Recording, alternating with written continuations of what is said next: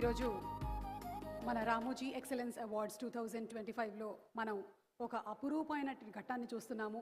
అటు ఆంధ్రప్రదేశ్ ముఖ్యమంత్రి వర్యులు శ్రీ నారా చంద్రబాబు నాయుడు గారు, అలాగే మన తెలంగాణ గౌరవనీయ ముఖ్యమంత్రి వర్యులారు శ్రీ రేవంత్ రెడ్డి గారు ఇరువురు ఇవాల్టి కార్యక్రమానికి రావటం మాకెంతో ఆనందాన్ని కలిగిస్తోంది.